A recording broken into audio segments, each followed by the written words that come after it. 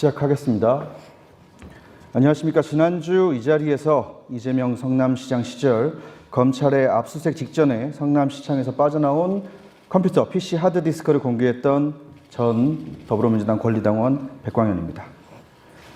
지난주 기자회견 이후 저는 공신력 있는 기관과 협업하여 하드의 포렌식 작업을 진행했고, 2번에 걸친 포렌식 작업 결과 70%의 자료를 복구하였습니다. 결과는 놀라웠습니다.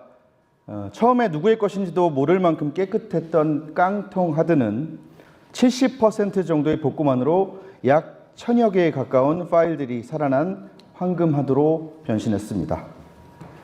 이는 하드의 적출, 폐기를 실행하기 전 의도적으로 누군가 파일을 삭제했다는 증거일 것입니다.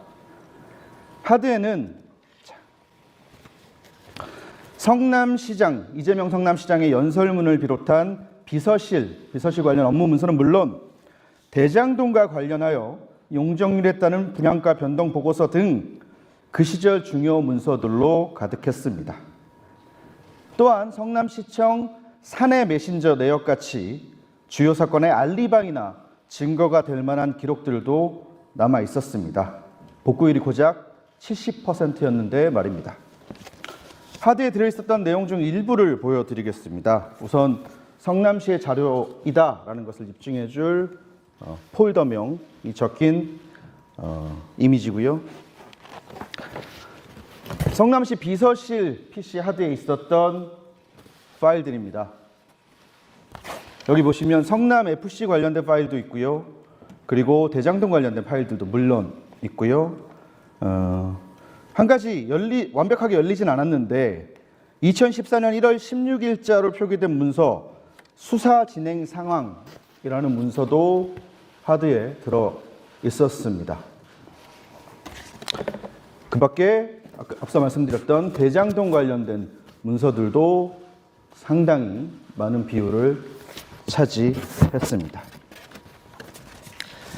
이와 같은 행위가 지시에 의한 것이었는지, 혹은 누군가 보험용으로 이 하드를 남겨둔 것인지, 또는 정적 재고용으로 하드를 보관한 것인지는 알 수 없지만 확실한 것은 국민의 세금으로 지급된 공용물과 공용 전자기록물을 이재명의 최측근이 의도적으로 손상, 은폐, 인멸하려 했다는 것입니다. 그것도 검찰의 압수수색 직전의 말입니다.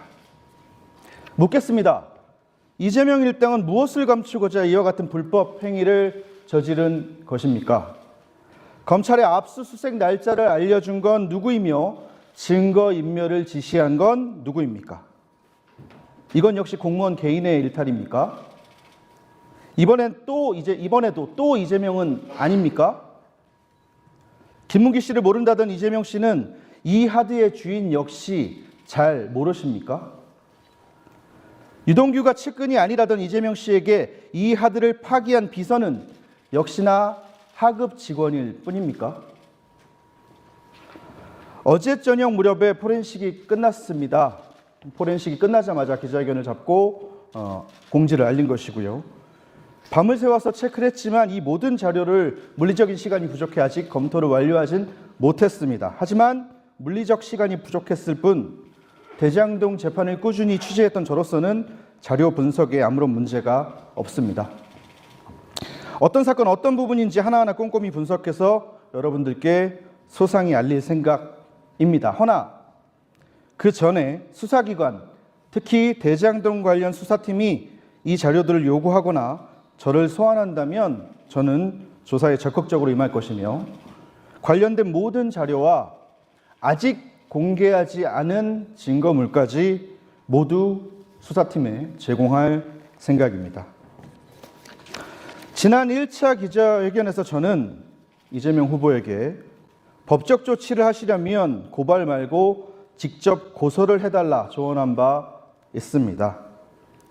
하지만 언론에 보도되었듯 이번에도 역시나 저에겐 다른 사람을 통한 고발 뒤에 숨어버렸습니다.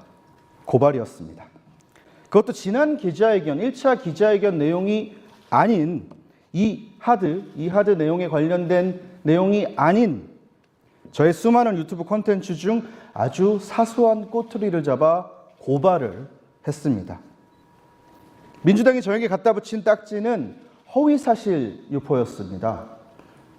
일단 저는 허위사실을 유포한 바 없으며 지난 몇 차례 당했던 민주당 인사들의 고발 모두 불송치, 무혐의 처리되었다는 점 명확히 밝힙니다. 사실 좀 웃겼습니다. 허위사실 유포로 대법원 유죄 취지 파기환송까지 당한 사람이 그 당의 대선 후보 이재명 아닌가요? 또한 선거법에서 허위사실 유포를 빼거나 완화하자고 주장하는 속보이는 집단이 민주당 아닙니까? 허위사실 유포라는 것은 이재명이 걸렸을 땐 없어져야 하고 반대쪽을 공격할 때는 있어야 하는 법입니까? 대한민국의 모든 법은 이재명을 피해가야 하고 일반 국민들에게만 엄격히 적용되어야 하는 겁니까? 10여 년간 당원 생활을 했던, 민주당 당원 생활을 했던 자격으로 묻습니다. 더불어민주당, 당신들 어디까지 망가질 셈입니까? 한편 저를 고발한다는 기자회견을 하며 국민의힘 김문수 후보도 정치자금법으로 고발하겠다라고 밝힌 박범계 씨 이하 민주당 의원들에게 묻습니다.